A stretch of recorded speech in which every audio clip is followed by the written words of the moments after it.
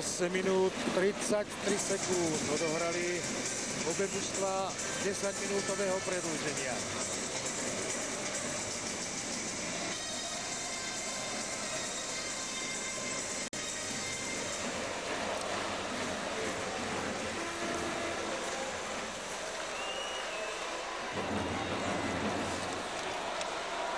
Mikuš, Balfi Bohunický ho vyprikryl, pretože Mikuš už sa k nemu blížil.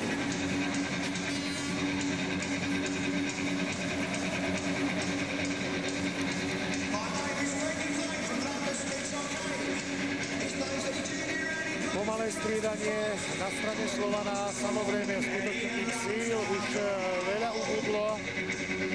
A keď chýbajú sily, je aj väčšia možnosť chyby.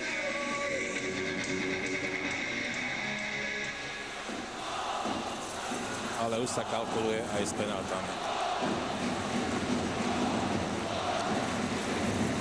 Kumbert úspešnejší na boli.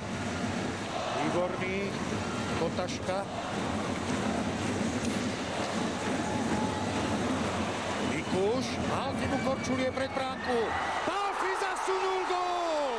Balfi zasunul puk a Král kráľov posúva Skalicu do historického finále. 9. minúta, 4. sekunda predĺženia. Kto iný, ak nie Balfi, za to, čo predvádzal v tejto sezóne. Kto iný mal posunúť Skalicu.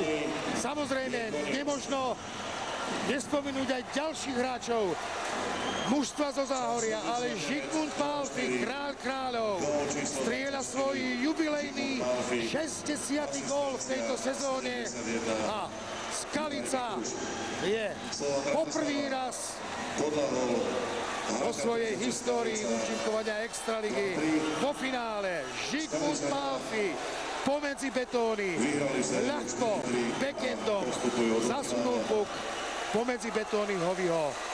Ale je tu tajmovanú prihrávku, časovanú prihrávku, tak mu dal Mikuš, že ten tak lišiacký popod betóny, vôbec to nedvíjal hore len tak, ako to vie Žigo Balfi. Áno, znovu to bola skvelá spolupráca týchto dvoch lídrov skalického tímu v tejto sezóne. Juraja Mikuša a Žigmunda Balfiho. Je to najlepšie, čo Skalica má, a to najlepšie, čo Skalica má, pomohlo Skalici do finále.